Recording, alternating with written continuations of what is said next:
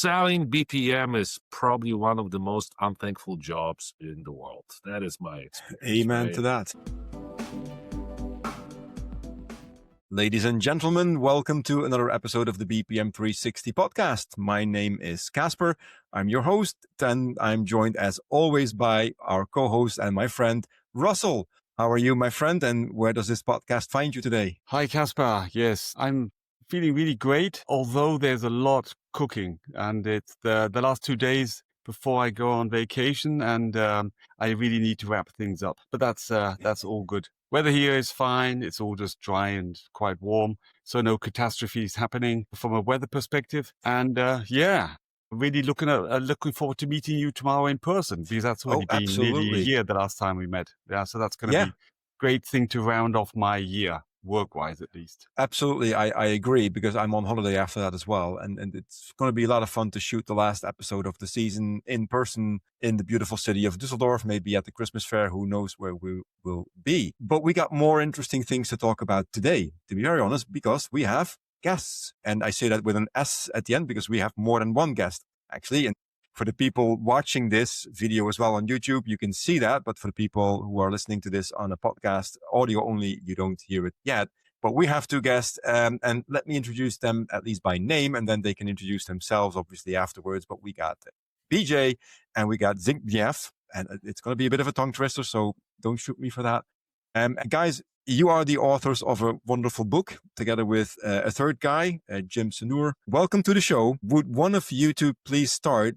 Give us a little bit of an introduction, who you are, what makes you happy, and how did you roll into the process management universe? Zbigniew, would you like to go? Sure thing. So maybe I'll begin. So I'm Zbigniew Misiak. I'm a senior consultant at BOC Group since 2006, and I help organizations create value with business process management, enterprise architecture management, and with governance, risk, and compliance. And with our tools that we are offering for those fields. So Adonis for BPM, AdoIT for EIM, and AdoGRC. Well, obviously for GRC. I also, apart from being consultant, I also run trainings for our customers, for universities, because we have free versions of our software for universities, and for partner consulting companies that are offering our solutions. And I also run a blog, BPM Tips, and teach process modeling courses on Udemy.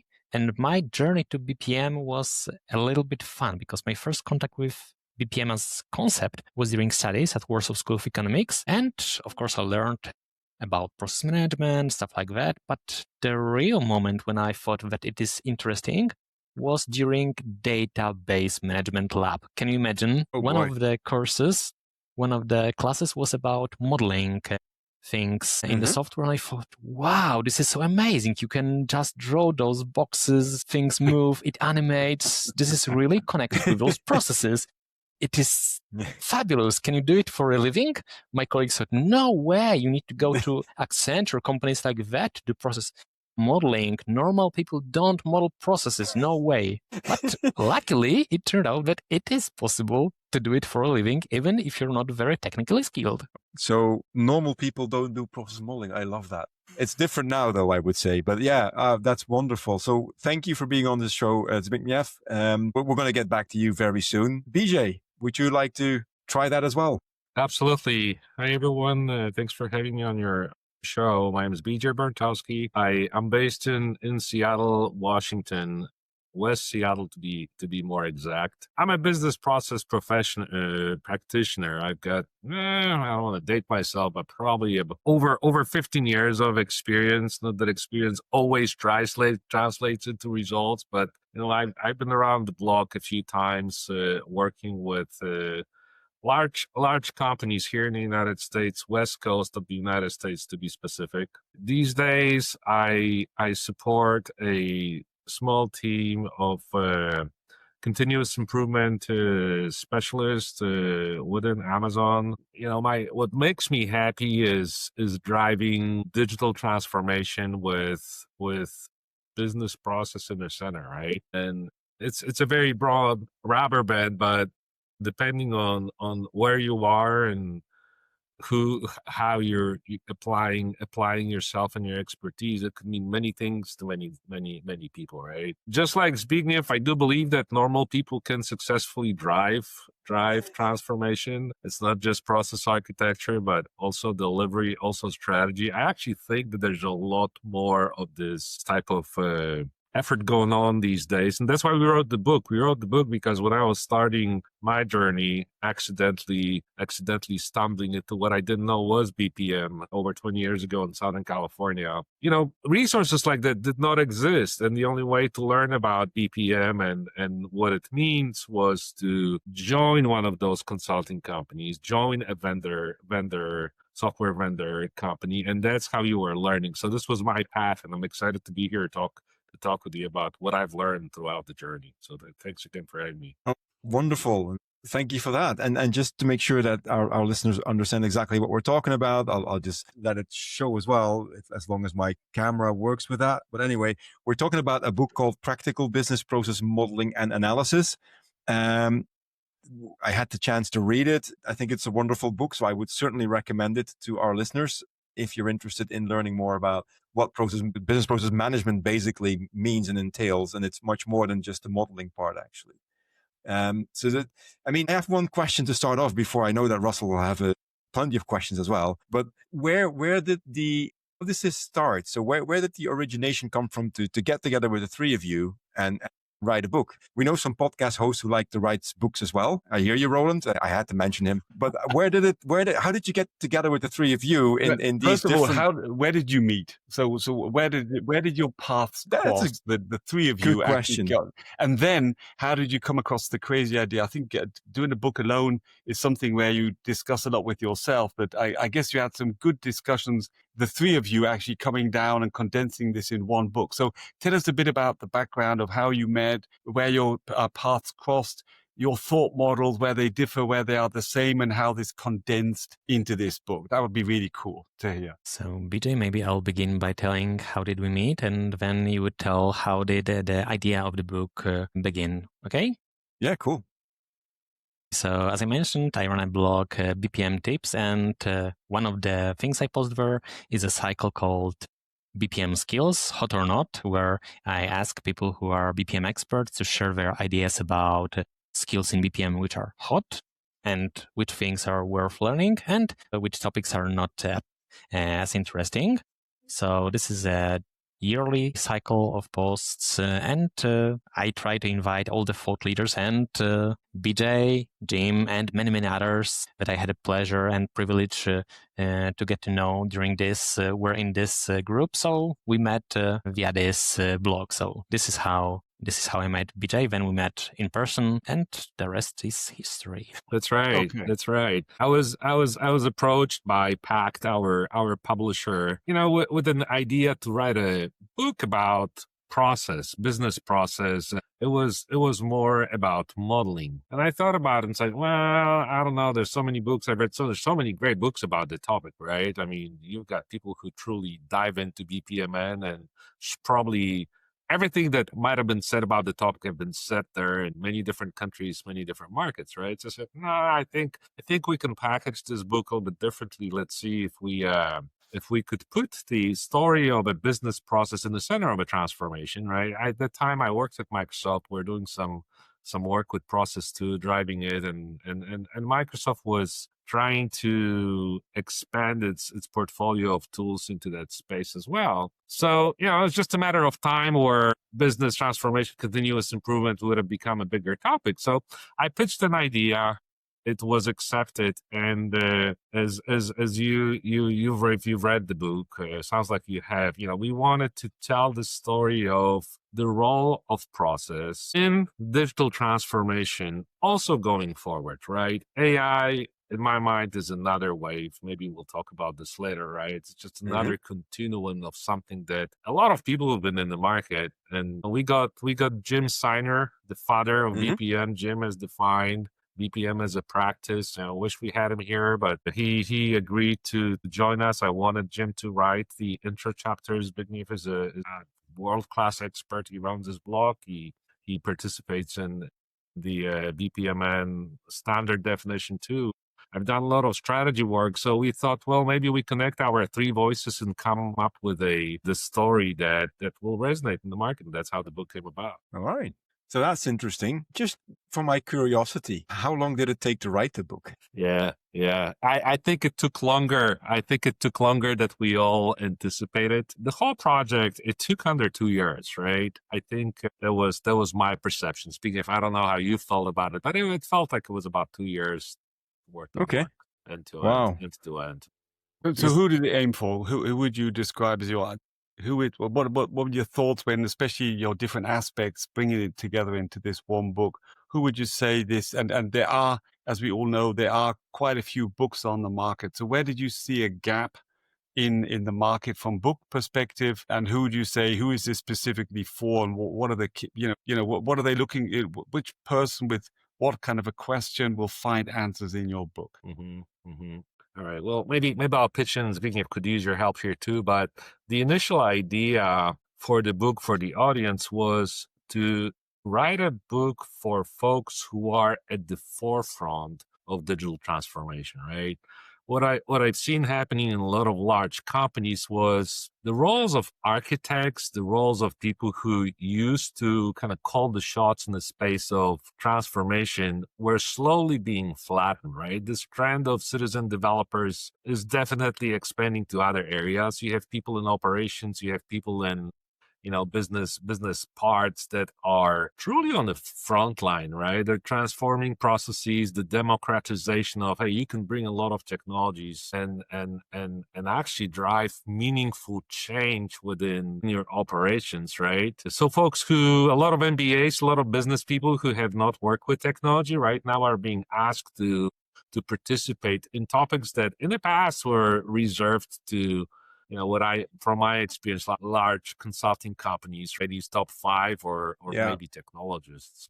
That was our audience. Okay.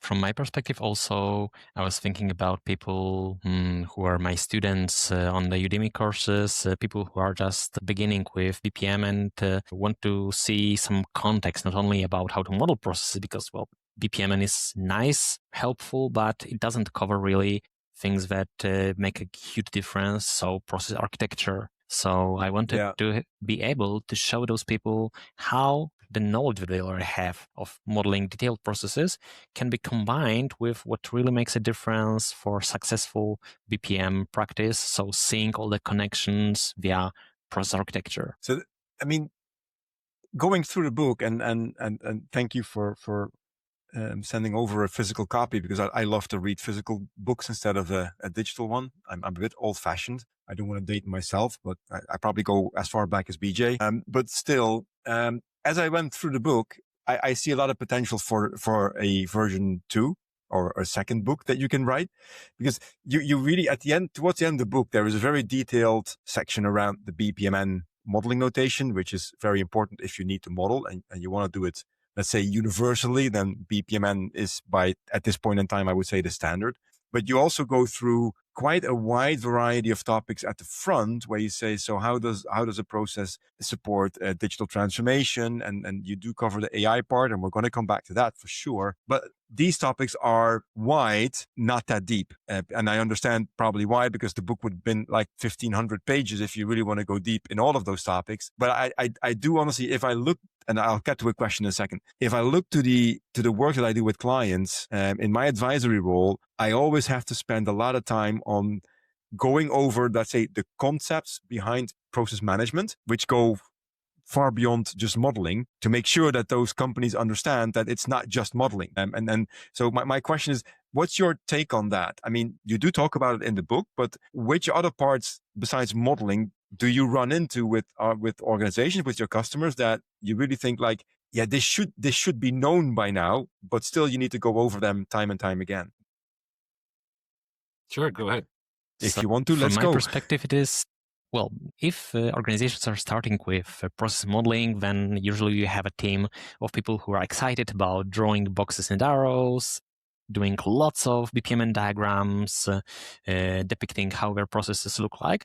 But very commonly, we see that they don't have a good idea how to show all the connections. So if we make an improvement to a process A, how does it impact processes B, C, and D? There are processes B, C, and D that we should take into account.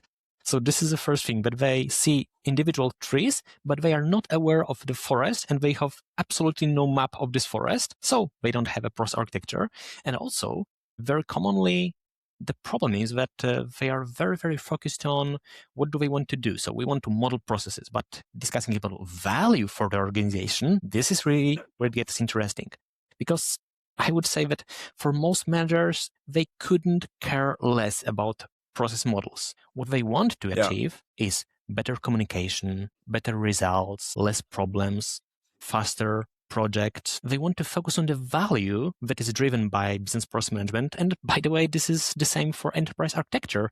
They are not super excited about seeing complex maps with lots of Archimate shapes. It is super helpful for architects, but for managers, they don't really care. They want to see the results. They want to have models that will show them how do we look currently, what is our as-is state, where do we want to go, what is our to-be state, and how we will get there. And additionally, since I would say that the business environment is getting more and more complex, it is not sufficient to just draw a picture of a process, show nice sequence of steps, and we are happy to go. No. If we want to drive some change, if we want to drive some transformation on small or big scale, we want to see not only the process, but also we should take into account aspects of IT, now perhaps AI, compliance, cybersecurity. So this is like a Rubik's Cube. You cannot just focus on one side. You just need to take into account all of them, because all of them need to align perfectly if you want to have a solution that is nice for a customer, reasonable from a cost perspective for a company, also which is at least pleasant enough for the employees so that they can follow the process, and so on and so on and so on. So for me, the key thing is that people in the management, but not only, also employees, they want to see the value of the initiative. It is not sufficient to tell them, hey guys, now we are going to draw lots of cool looking shapes. They will be asking, why do we do it? And if you can, and this is where we move to BJ, if we can connect it with some vision of our transformation, if we can show what kind of value will it deliver, it gets interesting for them. Now, models are not something that is just end in itself, but they are means to an end. They help us communicate, they help us avoid problems, they help us document stuff which may be useful for our employees, but also for doing some, let's say, automation or even implementing AI agents. So this is the perspective that is very, very value focused that I think is super important. BJ, could you take from that? Yeah, sure. Caspar, you've asked the question about how long it took us to write a book. And I said 2 years, right? Well, our initial draft for the book was double the size. And as we got into writing, we thought we will never finish, right? And this was the moment where we realized, oh my goodness, BPM is a science. It is such a vast domain, right? So now you advise customers on the concepts, right? Talking about process, connecting the dots. Selling BPM is probably one of the most unthankful jobs in the world. That is my experience. Amen right? to that. It's a required foundational knowledge that people who drive these programs need to have. But to excite folks about studying materials, it's like, my goodness, why do I need to know all of this, right? Yeah. So, I mean, that is the elephant in the room, right? It's we call ourselves process BPM professionals, right? But no one wants to hear about the theory. People want to drive results. People want to apply tools. Well, the problem is without the theory and these strategies, these tools only get you so far, right? Yeah. So you either jump into the software vendor bandwagon where you're going to be pushing tools, go into the platform vendors, right? Power Platform, Salesforce, Pegasystems, Appian, right? Just a lot of other, Camunda, right? Or you're going to take a little bit more strategic view of where you're taking it and then start bringing these vendors for a particular purpose, right? And my best experience with BPM was teaching BPM was to work with a group of merchants here in Seattle, local company, a local retailer. We did not work with technologists. We were selling BPM and process transformation to people whose job was to sell goods. It was to order, merchandise. It was to do product design. And if you put yourself in a place where you can actually explain the value of, what we described in 386 pages to people whose job is not that technical, right? It kind of teaches you all that humility and what's truly there for them, right? To drive that value. So, I don't envy your job. It's exciting. I love BPM, but it is not an easy sell. Yeah, absolutely. But that's why I always think that combining that with the use case is definitely always the most important point. So having an initiative where you can say, okay, there's a very clear formulated target in your transformation, and you jump on that bandwagon, let's say with the sponsorship, and say, how can process management add value to this initiative? Sometimes we were discussing this not too long ago. It's like it's seen as we need process management. Okay, let's do it. It's like a discipline, kind of like decoupled from the organizational doings you have from operations and from strategy and it's just like there, and they're doing models. I mean, that's really seriously what we have seen in organizations. We need to do process management.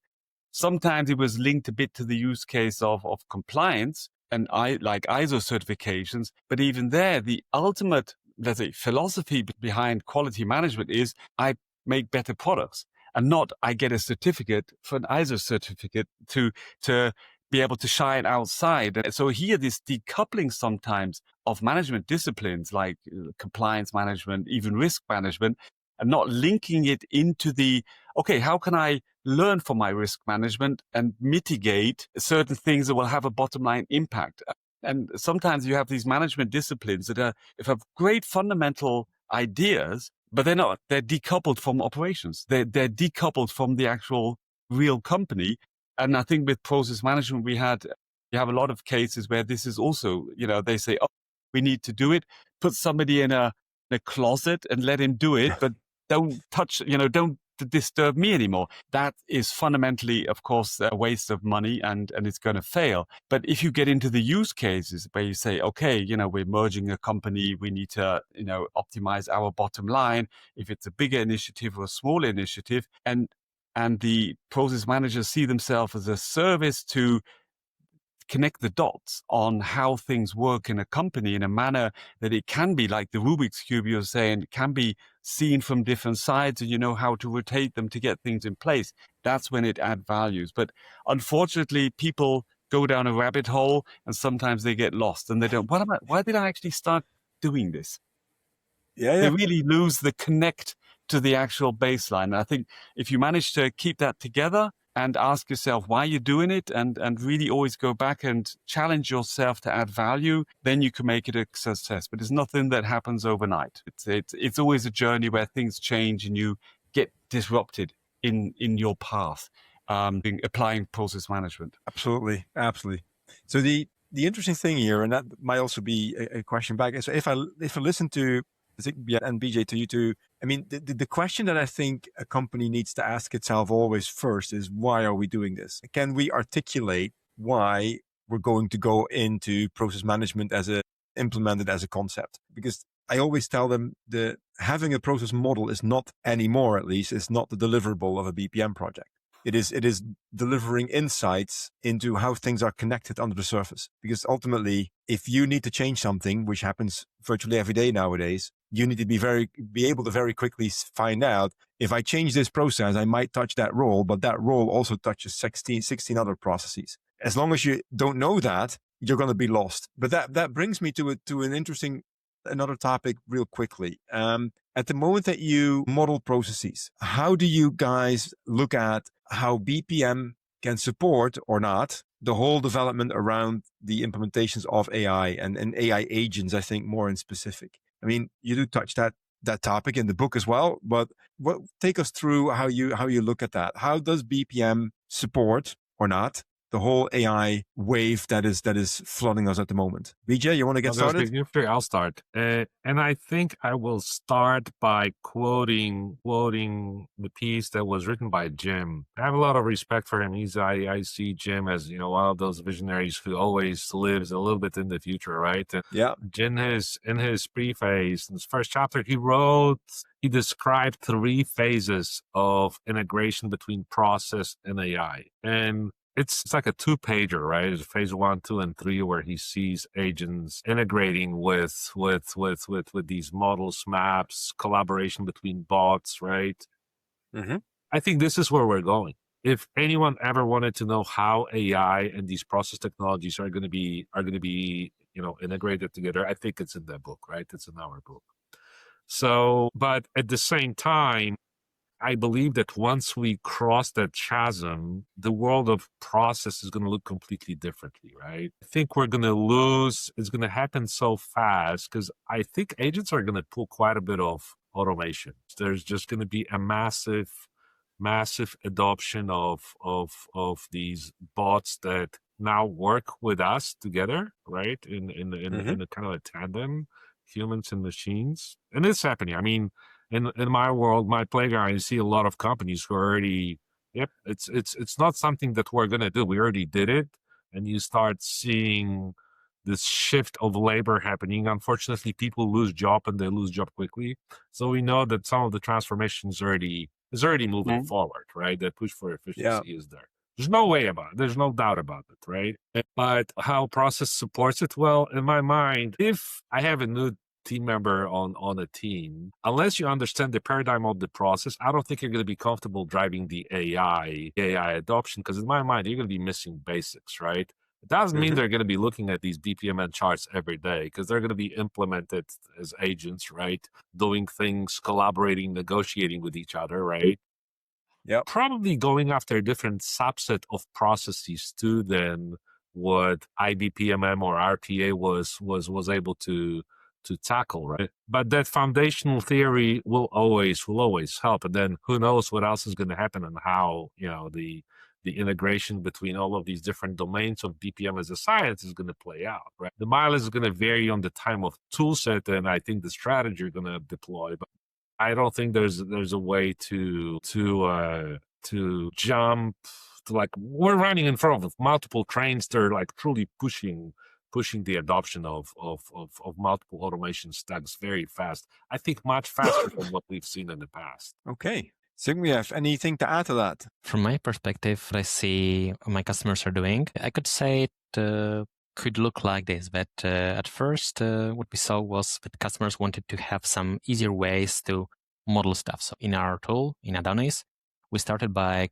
creating an AI assistant that helped, so people could just ask for a quick suggestion, how could a process this and this look like, or they could just put information from, let's say, transcript of their workshop done by Copilot into the tool and get the process out of it. So this was obvious. This was just making them more productive, either by helping them overcome the syndrome of the blank page. So I have no clue what to start with, or by, let's say, easing the burden of just drawing yet another box that was already covered in the workshop, just doing faster, showing results faster. Then we also thought that it could be helpful if we would give people options not only to model processes, but also to analyze them. So we added a feature that can suggest stuff. So we have some, let's say, predefined prompts they can click, and the system can take a look at the context of the process, not giving totally generic answers, taking into account the context of the process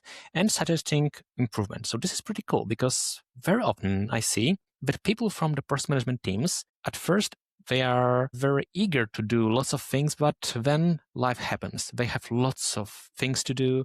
Usually there's just a handful of people in the team and so much work to do. And if they're just spread too thin, to quote it, they don't have any bandwidth to come up with some innovative ideas. about improvement, about seeing places where they could do stuff. So those AI assistants can help them by suggesting things that are, well, not rocket science, but they can suggest something that, it really makes sense. We could do it.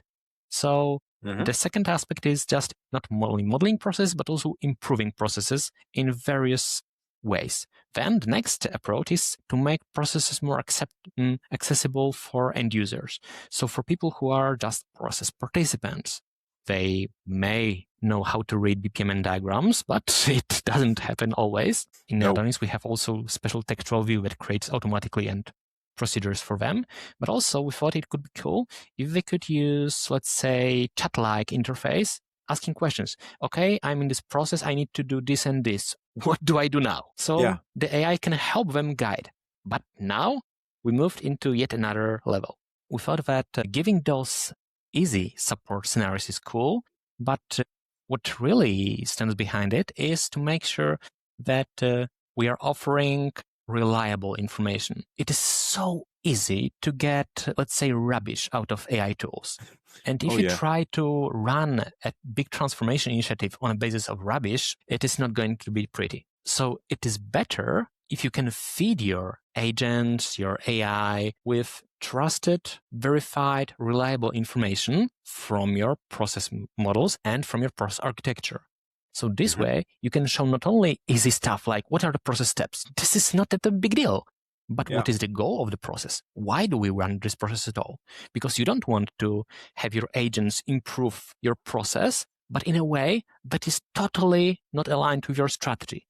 So what benefit is if we cut the costs by 90%? Of course, it is impressive. But if our goal in this process was to build a relation with a customer, for example, let's say that we have some premium banks. Okay, now we have much cheaper process, but we totally ruined the customer experience. So it is super important to show the context of what we are trying to achieve into this process by showing goals, by giving information about the risks that we see, by showing what kind of regulations. If you're in Europe, there are lots of regulations you need to be aware of. AI Act, GDPR, and many, many more. So that if you're using AI to come up with some suggestions, to make some decisions, then this information is available, and this is just not created out of, let's say, average internet content, but it is suited to your specific company, to your legal environment, and things like that. So I would say that this reliable information and trustworthy AI in this context is super important, because you want to be able to say, why did we reach this and this, and to provide some guidelines, guardrails for your agents, not to do something crazy that is illegal or totally not in line with your brand personality, with the value and with the culture that is driving your organization. It was a mix of technical and, let's say, philosophical stuff, but this is what I see. But I my see customers. the AI on the process management side as a means to be able to consume the process models or the documentation better is definitely one of the big points where I think BPM has missed out over the last couple of years. So whatever nice notation you make, how many process models have we seen that the only person to really read it was the person who actually modeled it? Yeah. So it's like, take anybody randomly, I make a model, you try to interpret it. Other than something really trivial, you're going to have sometimes a lot of problems reading it. But that, I think the way that then the consuming of process models is not so much reliant on the way it's been modeled from a notation perspective, but more the way it's accessible for an AI to be able to answer questions is fundamentally going to change the way we think about models and the way we model. Because it's not necessary that we have a very, for human beings, accessible two-dimensional BPMN lane that we visually can interpret. It could be a graph that an AI interprets. And the input can also happen differently than a human being sitting down and building blocks. He can just talk about his process and it's captured as knowledge in a data sphere. It can be interpreted by AI. But moreover, and that's the point you were making, BJ, about AI impacting the process, but not the process management, the way we do process management, but the way people are working. Process modeling was always very much like for automation. It was trying to put the way you work into a sequence. So kind of like the best case was always order to cash, where you try to really put down activity because then you can automate it. You try to put it into a very strict boundary. And then process mining showed reality is much wilder. And even here, there's still this way of thinking, but I just need to try to get the variance and model the variance, and somehow I can still squeeze it into this two-dimensional plate. But when we come down to the aspects where AI will be helping to automate, it's around processes where before, I don't think digitalization even say sales, and you have to, there's not that the customer goes in exactly the same sequence of asking certain questions. When will he buy something? It depends. What questions you have. So a lot of the AI can help automate highly complex tasks that I think up to now only humans were able to really tackle by not just applying heuristics, but by, say, being able to react nearly creativity to the events that are happening. You see this sometimes with, Salesforce. It's not so much a string and process. It's like a barrel that collects certain information until a certain threshold of information is perceived, and then the order is sent by the customer. And here, I think the classical way of thinking about each process is like a beginning and an end, and a sequence of activities is not sufficient to actually model what AI will be able to provide. And I think we have to think differently in a different modeling convention to a certain extent to say, what is this agent doing? What are his set of rules? What is his set of inputs? Who is he communicating with? What tools he has? So when you think about these agentic setups, it's so complex. It's like a sphere of interactions where you don't go first A, then you do B, then you do C, then you do D. No agent works like that. Human as well as AI. So I think we're going to see a fundamental change. First of all, the way knowledge can be utilized. So the process management tools will definitely have to change from that perspective and offer real value to the people.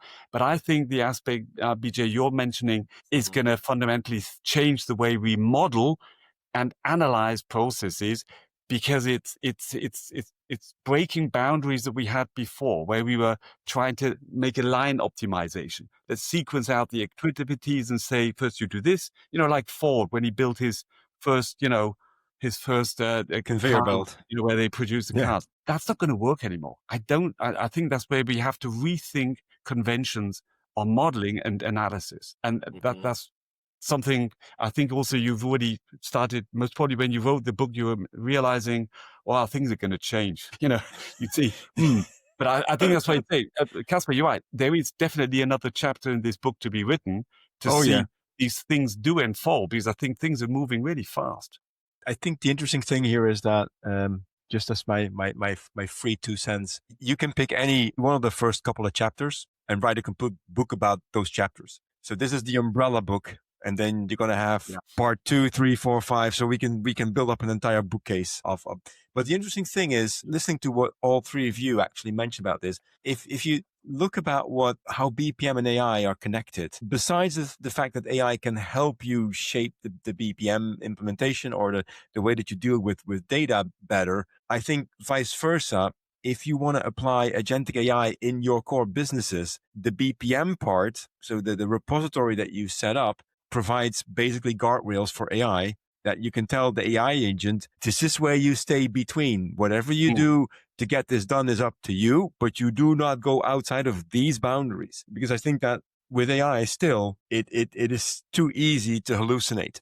And you mentioned that, Zbigniew, a bit earlier, I think, is that, garbage in is garbage out. And with AI, it's garbage in, it's accelerated garbage out if you're not careful. So from that perspective, you need to tell AI, listen, I trust that you get to the right result. I'm not going to give you an SOP for this, but stay within these boundaries. Otherwise, it's not going to be reliable anymore.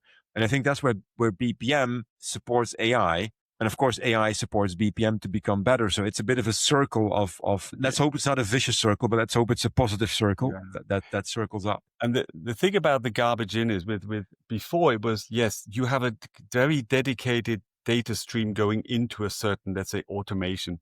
But now ChatGPT, it has so many trash cans that it can look into. So you're actually telling it, do not look in that can. Do not look in that can. And just please, just stay to this bucket of knowledge. And so it's quite funny because these hallucinations, they come out of nowhere, so you're trotting down the line with the chatbot and all of a sudden he invents books, and you're going, where did you get that from? And it is somewhere he has some access to a trash can, and he then pulls it out there and he said, I never gave you that as an information. He says, no. If you don't give me anything, I'm going to start looking somewhere else. And that's where, so it's like really kind of like closing in the guardrails. That's why I like the idea of the guardrails, because especially with RAG technologies, to say that is our process model. And a lot of knowledge in there can be SOPs and much more detailed information that we used to look at in a process management environment and say, look into this. If you find a process, look at these standard operation procedures. So you have like a framework that you can use as a fantastically structured repository for AI to go looking for relevant information. So that's where I think the process management repository will become much more important to link up a lot of unstructured documents as well, where you have like, which you wouldn't look at normally as a source of information, that nobody would go through the 300 documents, SOP documents, standard operation procedures or manuals or training documents to answer a simple question on what is my role. But I think now you can expand the repository much more and still make it accessible. There's so much potential there. I think that's still unfathomed. But let me then ask our guests a question. We have them as guests anyway, so we should ask them a question from time to time. If you look at, what Russell just said, that the repository is becoming more and more important. Is that something that you see in your line of work as well? I see you nod a lot, Zbigniew, so please feel free to speak up about it. Yeah, so I totally agree. So even one of the, let's say, slogans that we have, at least how we at BOC Group see that AI can be used, is that we need to provide this reliable information. So this is where repository comes very handy, because not only you can show the context. So for this process, those kind of documents, guidelines, and so on should be taken into account, but also you can take a look. If you have a company that is operating in several countries, which of those legal regulations, which procedures will apply to country A, B, or C? If someone from Italy asks a question, the answer should not be based on what is legal in France, because we may have some differences. Yeah. Also, there's a question about the versioning.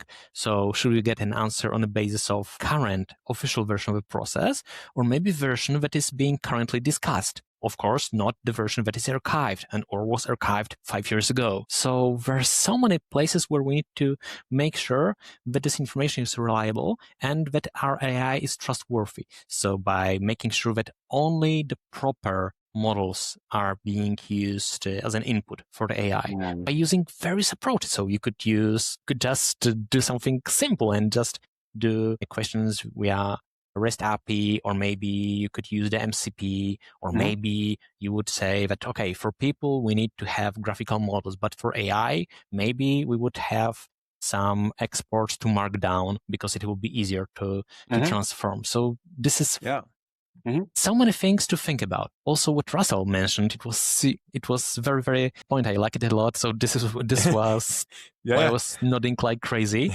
because you mentioned, BJ, I think Jim mentioned it in his chapter, that you not only have a simple sequences of process, but you also have case management, where we don't have easy sequence. We just have things that we need to do, but their order is, let's say, up to the person who runs it. There is by the way, great book, The Checklist Manifesto. Since several years it was published. It is a great book. It also shows that already there are certain places where we don't really need step-by-step instructions as let's say, processes, but it is checklists that can be used to support, to facilitate people in making decisions, especially if the stakes are high, like the surgeons, like the pilots, and they really need to get, again, reliable information, not that they're just trying to improvise, because if you're running an operation, you should not try to improvise, At least I would hope so as a potential patient. So there are so many things we need to think about. So how should our knowledge be captured? Because normally you would say that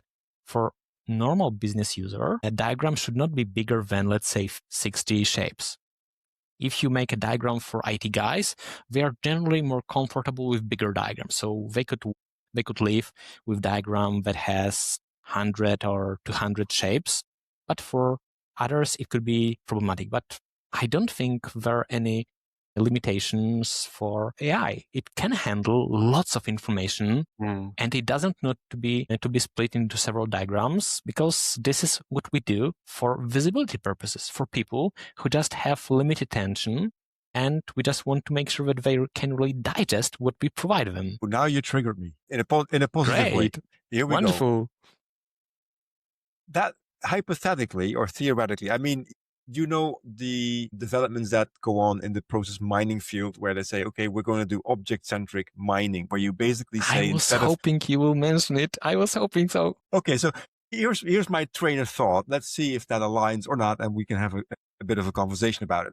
So at the moment that you say, I'm capable of actually tracking objects rather than activities, because the current BPM space is basically focused on, I have activities that happen in sequence, and the inputs and outputs are basically the objects that flow through and they get transformed on the way. At the moment that you would say, even in process management, we could envision a object-centric model, you could potentially create a single big model that describes the entire organization, and that says, I have a purchase order, I got a purchase requisition, I have an invoice, I have a sales order, I have an inventory position. All of these things are connected through various processes that are being executed. AI has, I think, the capability to deal with these very large, let's say, object-centric data models. That would be an incredibly interesting development in my view. But how, and Zbigniew and Russell, of course, how do you look at that? BJ? I think you guys are going to be, the people who are in the process mining space will continue to be on the forefront of this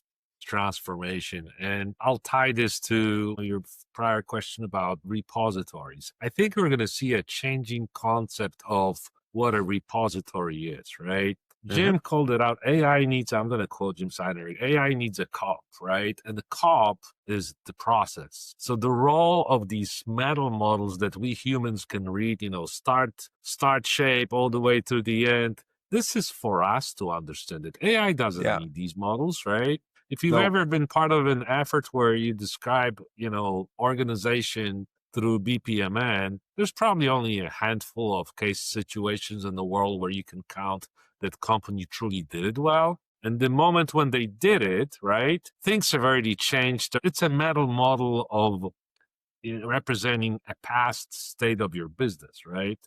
So I think those repositories are going to change their role a little bit. They're going to be more like in real time representations of truly what's happening in your AI, right? With the process mining and maybe some other new developments like what you're calling out, adding to the discovery, so you can go and start looking at these quirks, these emerging processes, right?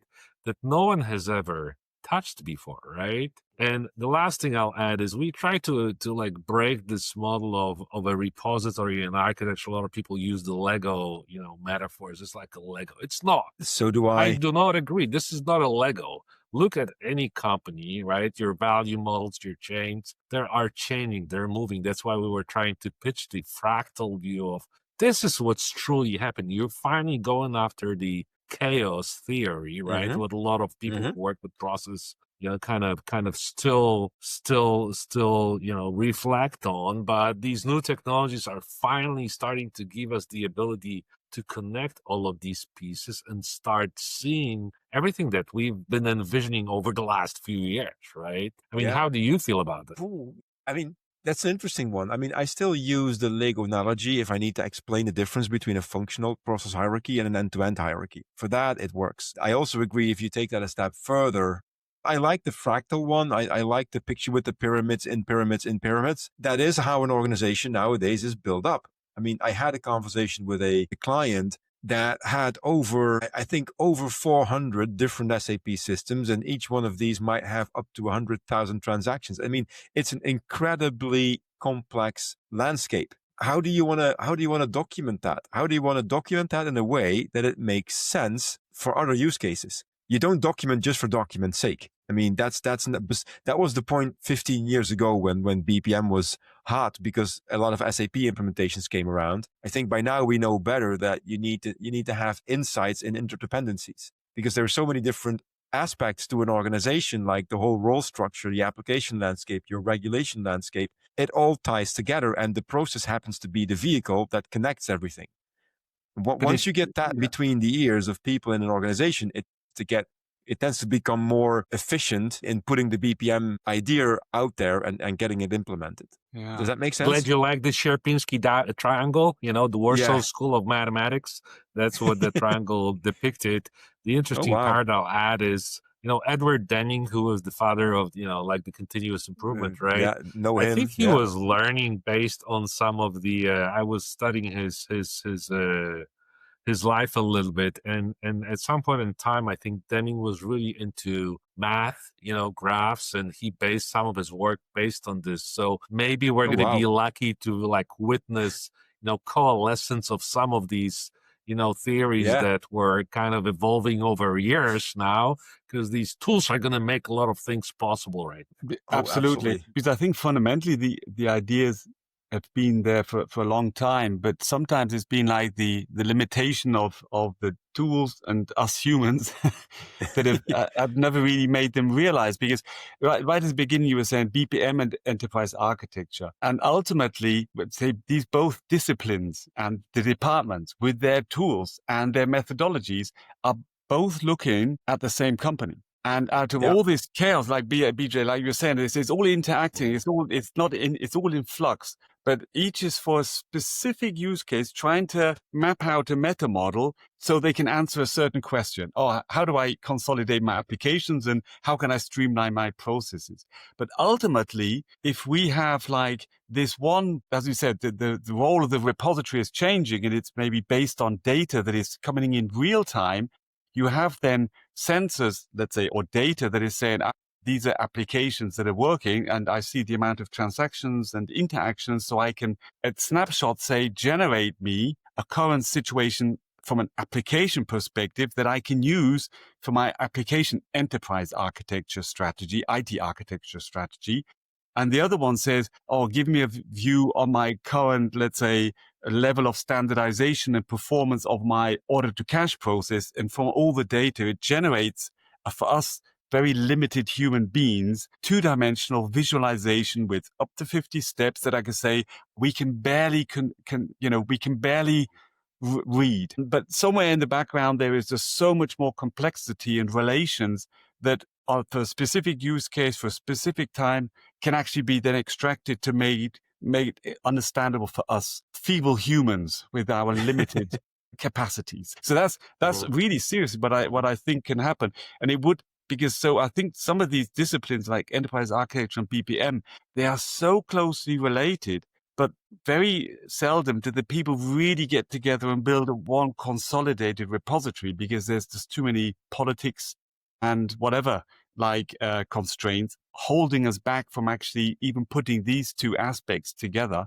And I think that's where AI and this process mining can bring in a complete different dynamic into the future. Russell, I loved how you mentioned that BPM and EIM could work together. I was wondering if you will use the word meta model, because this is also what we should think about. So how those concepts should link with one another. So if we are doing process management, obviously we will have processes. We'll mention that process this and this is supported by this, and this application. But then this is then in the BPM tool. Then in the EAM tool, we would have probably much more information. So we'd say, okay, we do have such an application, but actually this has so many more modules. It is connected via interfaces with all other applications. It offers some kind of services. It is linked to business capabilities and, lo and behold, some business processes, but also it uses some system software to run. So we have all the connections. So what we are doing in our software is that we are offering not only, let's say, the raw data. So we can, of course, take a look at the BPMN diagram, at the process landscape, but also we are experimenting with graphical views for managers. So when you told about showing things to humans. I think this is the good approach we could do. We have lots of content inside the repository, but we can present it to people in such a way that they just have most important stuff. We call it insights dashboards. Person can click, and this is just like a management summary. So most important thing about this process, maybe also information taken from process mining tool, maybe information about KPIs, just not to overload those people with information, because not everyone is an airplane pilot. Not everyone can handle, let's say, 200 various slides that are showing super important things, but people need to see only things that are relevant for them. So we are experimenting with how we can use visualizations to show lots of various sources of information from processes, from applications, from process mining, so that people can make decisions. Because I would say that those tools are very useful for various purposes. Obviously, when you mentioned why do we do it, not only for compliance and for doing it, but also for giving new employees information that they can use to make their onboarding more successful, or for making information which is possible to verify, which is trustworthy, making information available for people who are making decisions so that they make good decisions, sound decisions, much faster. And this is where the tools, the repositories come handy. And this is why connecting all those various sources is so powerful and so helpful. So Caspar, when you told about process mining, I thought about this name that Professor van der Aalst used, so this rainbow spaghetti. We absolutely. Have so much interesting information, but the thing is, how can we make it available to people who cannot process, let's say, several terabytes per second of information, all the data that you have from the logs? You need to somehow show it in a way that they can process. So this is super exciting. I mean, you're absolutely right. And I think for a long time. So at the moment that we've been capturing that information in silos for a long time. So the EA stuff did, the EA departments, they captured their application landscapes and portfolio management, and they did all that kind of interesting things. The process management side focused on processes only. I think that by now we see more vendors on the marketplace that give you that more holistic and comprehensive capability of saying, yeah, we can get the information from the EA tool, that if you have it, we bring it into the BPM tool. We'll send the coverage information back from BPM to EA. And this is not just between EA and BPM. You can also think about HR and BPM. You want to have the role overview. You can basically draft job descriptions from, if you model your process properly, you know exactly what responsibilities you have as a certain role. All these, I mean, there is so much information in an organization available that if you really want to bring that together and connect everything, that simply is a massive task, but it gives a potentially massive benefit. And that, for me, that is the real benefit of BPM right now. And whatever you can do with that, using AI to say, now do me an analysis on, if I need to do a business transformation that involves these 5 processes, what is my first order of impact? What's my second order of impact? If companies would have done that, then I think a lot of SAP implementations or other ERP implementations would have been much more effective and have probably cost a lot less.